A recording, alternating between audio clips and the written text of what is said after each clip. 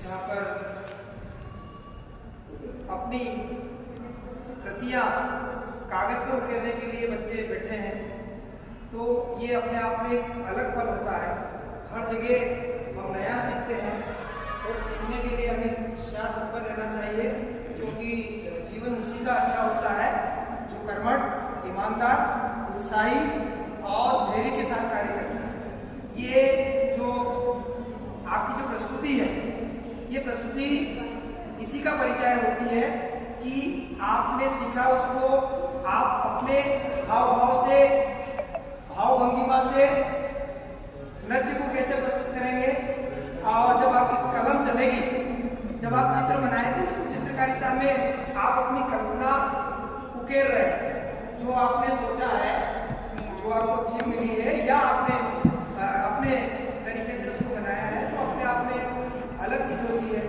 तो जीवन में हमेशा सफलता का एक ही मंत्र है कि हम उठें, चलें और जब तक समृद्धि न मिले तब तक रुके रहें। मैं निश्चित है कि हमेशा आपसे कहा करता हूँ कि हम अपने लिए करें, हम माता पिता के लिए करें, हम विद्यालय के लिए करें, हम राष्ट्र के लिए करें। अगर हमारे अंदर जो लक्ष्य बना है, अगर एक लक्ष्य हासिल करते हैं तो एक तीर से कई निशाने लगाने वाली बात है।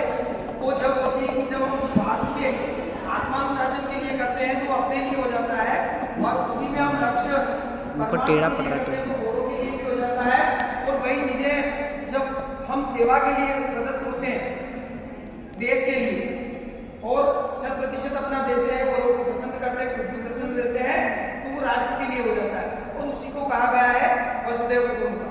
जब वसुधैव कुटुंबकम की बात जब सामने आती है तो यूँ कहें कि जब हम पिता के सामने और उनकी प्रसन्नता का विषय बनेंगे, और आपके माता पिता की प्रसन्नता देखकर पड़ोसी प्रसन्न होंगे, पड़ोसियों को देखकर और गांव वाले प्रसन्न होंगे, ऐसे जिला, ऐसे राज्य, ऐसे देश और विश्व प्रसन्न होगा।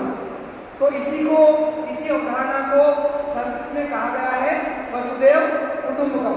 यानी धरा पे जितने भी लोग हैं वे मेरे सखा साथी मित्र हैं, भले वो पेड़ पौधे आ गए, सारे जंतु आ गए, सारे जीव मात्र आ गए। अगर ऐसी भावना जो रखता है वो निश्चित है कि वो टेक्नोलॉजी में आगे होता है, वो व्यवहार में आगे होता है, वो संस्कृति को आगे बढ़ाता है, वो सभ्यता को आगे बढ़ाता है, वो अपने आप को गौरवान्वित करता है, और वो गुरुओं का और जो जितने भी उसके आदरणीय हैं उनका गौरव बनता है।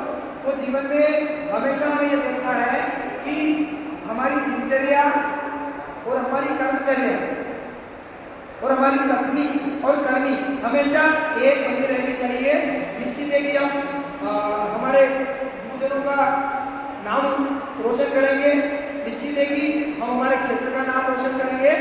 प्रतियोगिता या परिणाम हमें कहीं कोई बाधा उत्पन्न नहीं करते हैं, ये दिखाते हैं कि हम क्या कर सकते हो और आगे जाकर हम क्या करें।